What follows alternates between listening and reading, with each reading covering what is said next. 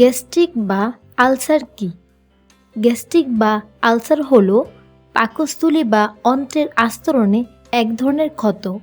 এটি সাধারণত অতিরিক্ত অ্যাসিড, ব্যাকটেরিয়া সংক্রমণ বা কিছু ঔষধের পার্শ্ব প্রতিক্রিয়া হিসেবে হয়। গ্যাস্ট্রিক বা আলসার নিরাময় ঘরোয়া কিছু উপায়, যেমন মধুতে অ্যান্টি ইনফ্লামেটরি গুণ থাকে যা আলসারের ক্ষত সারাতে সাহায্য করে। আদা পেটের অ্যাসিড কমাতে এবং হজম শক্তি বাড়াতে সহায়তা করে। মেথিতে থাকা মিউসিলেজ পেটের আস্তরণকে সুরক্ষা রাখে। তরল খাবার যেমন স্যুপ, সবজি, জুস ইত্যাদি তরল খাবার পেটে হালকা অনুভূতি দেয়।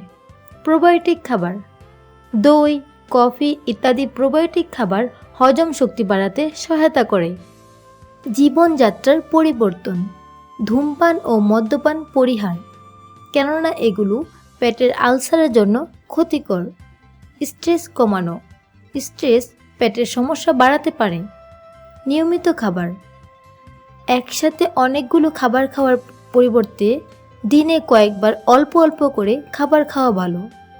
ঘুম, পর্যাপ্ত ঘুম শরীরকে সুস্থ রাখে।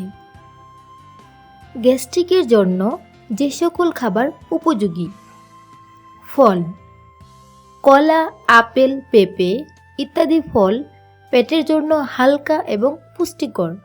সবজি, কুমড়া, বরবটি, গাজর ইত্যাদি সবজি ফাইবারযুক্ত এবং হজমে সাহায্য করে। চাল, সাদা চাল পেটে হালকা এবং হজমে সহজ। স্যুপ পেটে হালকা অনুভূতি দেয় এবং শরীরে পানি যোগায়।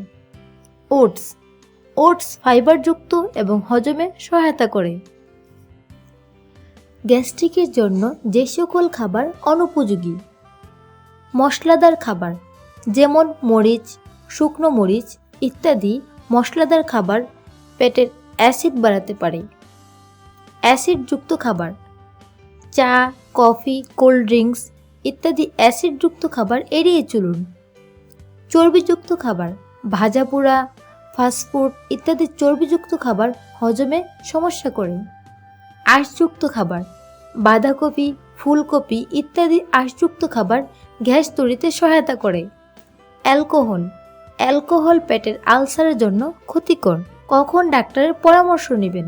যখন ব্যথা তীব্র হয় অথবা যদি রক্ত বমি হয়, যদি ওজন কমে যায় আর যদি ঘরোয়া উপায় উপকার না হয়।